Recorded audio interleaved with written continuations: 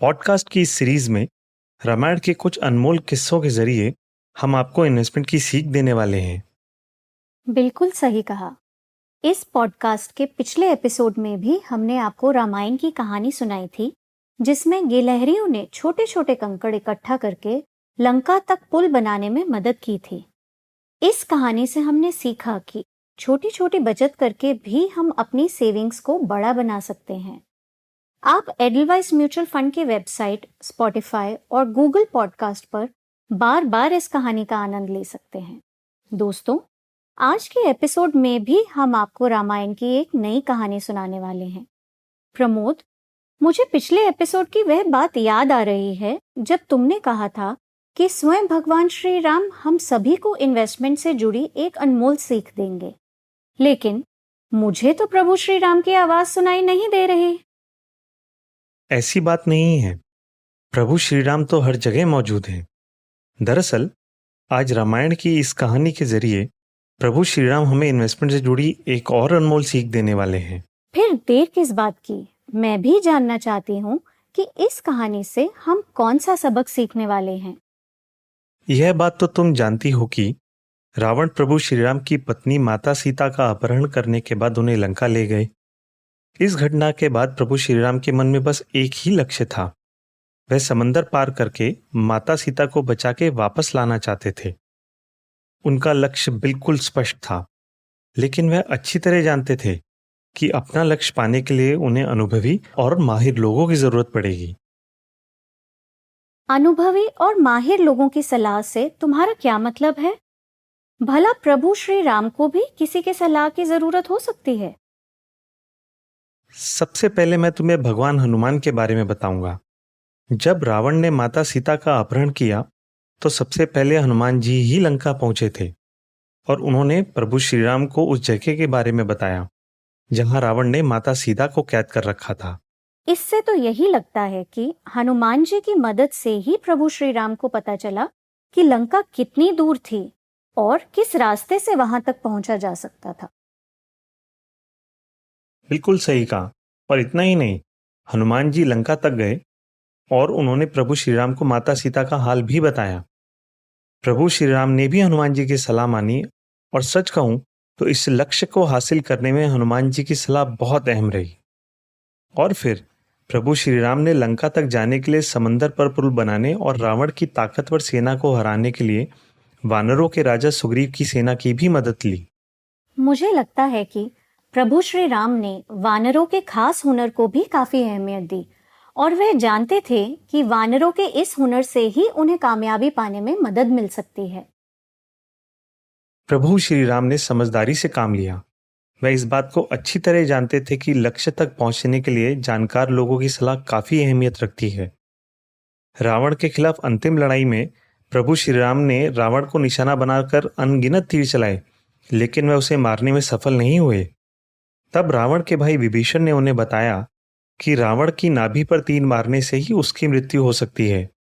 प्रभु श्री राम तो स्वयं ही भगवान थे, लेकिन फिर भी उन्होंने विभीषण की सलाह मानी और अंत में प्रभु श्री राम ने रावण को मारकर अपना लक्ष्य हासिल कर लिया। नेहा, अब तुम ही बताओ कि इन जानकार लोगों की सलाह के बिना भगवान राम अपने लक्ष्य तक कैसे पहुंच पाते? मेरे ख्याल से प्रभु श्री राम तो किसी की मदद के बिना भी अपने लक्ष्य तक पहुंच सकते थे, लेकिन वे जानते थे कि हर काम को पूरा करने की जिम्मेदारी हमेशा अपने कंधों पर लेना समझदारी नहीं है। आप अपने काम में जानकार व माहिर लोगों की मदद ले सकते हैं और इस तरह आप अपने लक्ष्य को आसानी से हासिल कर सकते हैं। बिल्कुल सही कहा। जिस तरह भगवान राम ने हनुमान, सुग्रीव और उनकी वानर सेना से सलाह और मदद ली और अंत में जिस तरह विभीषण ने भी उन्हें सलाह दी, ठीक उसी तरह एक फाइनेंशियल एडवाइजर की मदद से आप अपनी मंजिल तक पहुंच सकते हैं। इसके अलावा जिस तरह सुग्रीव की वानर सेना ने लंका जाने के लिए पत्थर का पुल बनाकर प्रभु श्री राम की मदद करी, ठीक उसी तरह एक फाइनेंशियल एडवाइजर पर्सनलाइज पोर्टफोलियो बनाकर आपको और आपकी मंजिल के बीच एक पुल बनाने में मदद कर सकता है। इन्वेस्टर्स के लिए इस बात को समझना बेहद जरूरी है कि जिस तरह प्रभु श्री राम ने समझदारी दिखाते हुए मदद मांगी और सलाह ली, उसी तरह उन्हें भी समझदारी दिखानी चाहिए और एडवाइस लेनी चाहिए। याद रखें, एडवाइस ज़रूरी है। अपनी फाइनेंशियल जर्नी को मैनेज करना बच्चों का खेल नहीं है। अपनी ज़रूरतों और रिस्क प्रोफाइल को ध्यान में रखे बिना ही फाइनेंशियल प्लानिंग करने वाले लोग शायद आप अपनी मंजिल तक नहीं पहुंच पाते हैं। सच्चाई ये है कि एक इन्वेस्टर के तौर पर आप अलग अलग तरह के प्रोडक्ट्स और उन प्रोडक्ट्स से जुड़े रिस्क के साथ अच्छी फाइनेंशियल प्लानिंग की बारीकियां को नहीं जान सकते हैं। यही वजह है कि एक फाइनेंशियल एडवाइजर की सलाह लेने में ही समझदारी है। उदाहरण के लिए मान लीजिए कि आप एक इन्वेस्टर हैं और आप जीवन में कई सपनों को पूरा करना चाहते हैं। इनमें से कुछ सपनों को आप अगले 2-3 सालों में और कुछ सपनों को अगले 10 से 15 सालों में पूरा करना चाहते हैं। हर सपने को पूरा करने के लिए इन्वेस्टमेंट की स्ट्रैटेजी बिल्कुल अलग होती है, जो आपके रिस्क प्रोफाइल, रिटर्न की ज़रूरत और इन्वेस्टमेंट की समय सीमा पर आधारित होगी। इन सभी सपनों को पूरा करने के लिए एक अच्छा इन्वेस्टमेंट पोर्टफोलियो बनाना वाकई एक बड़ी चुनौती है। हालांकि एक फाइनेंशियल एडवाइजर आपकी इस समस्या को बड़ी आसानी से दूर कर सकता है। फाइनेंशियल एडवाइजर इस काम में माहिर होते हैं और वे सही तरीके से इन्वेस्टमेंट करने के साथ साथ आपको अपने सपनों को पूरा करने में मदद कर सकते हैं। एक एडवाइजर आपको अपनी रिस्क प्रोफाइल तैयार करने, मिलने वाले रिटर्न का अंदाजा लगाने, आपके लिए पर्सनलाइज्ड एसेट एलोकेशन स्ट्रैटेजी बनाने और पोर्टफोलियो इन्वेस्टमेंट में मदद कर सकता है और इस तरह आप अपने सपनों को पूरा कर सकते हैं। जी हाँ, वे बाजार में होने वाले उतार चढ़ाव के बीच आपको सहारा देते हैं। साथ ही आपके लक्ष्य या हालात में किसी तरह का बदलाव होने पर वे आपको रास्ता दिखाते हैं।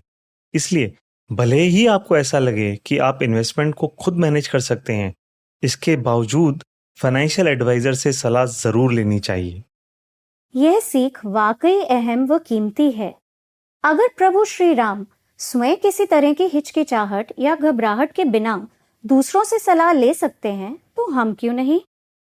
हम सभी को उनके नक्शे कदम पर चलना चाहिए और दूसरों से सलाह या मदद लेने में पीछे नहीं हटना चाहिए। तुमने बिल्कुल सही कहा नेहा। तो अगली बार किसी भी तरह का फाइनेंशियल डिसीजन लेते समय या फिर आप जो कुछ भी हासिल करना चाहते हैं उसे तय करते समय बिना किसी हिचकिचाहट के फोन उठाएं और अपने फाइनेंशियल एडवाइजर को कॉल करें। इन्वेस्टमेंट की दुनिया में एक अच्छा फाइनेंशियल एडवाइजर आपकी अपनी वानर सेना की तरह है, जिससे आप मदद ले सकते हैं। क्या बात है, यह सुनकर काफी अच्छा लगा। अब तो अपनी खुद की सेना की मदद से मैं अपनी मंजिल तक पहुंच सकती हूँ। तो दोस्तों, आज की इस दिलचस्प इन्वेस्टमेंट की सीख देने वाली कहानी को हम यहीं समाप्त करते हैं। आप इस पॉडकास्ट के साथ साथ हमारे पिछले एपिसोड्स को Edelweiss money connect podcast Edelweiss mutual fund की वेबसाइट, स्पॉटिफाई और गूगल पॉडकास्ट पर भी सुन सकते हैं। दोस्तों, आप तो जानते ही हैं कि हर चमकती चीज सोना नहीं होती। एडलवाइज मनी कनेक्ट पॉडकास्ट के अगले एपिसोड में हम आपको इसी विषय से जुड़ी एक कहानी सुनाएंगे। तो दोस्तों, हमसे जुड़े रहिए और एडलवाइज म्यूचुअल फंड के मनी कनेक्ट पॉडकास्ट को ट्यून इन करना भूलिएगा नहीं। यह पॉडकास्ट एक इन्वेस्टर एजुकेशन इनिशिएटिव है, जिसके द्वारा हम आपकी इन्वेस्टमेंट की जानकारी बढ़ाना चाहते हैं। आपका दिन शुभ हो।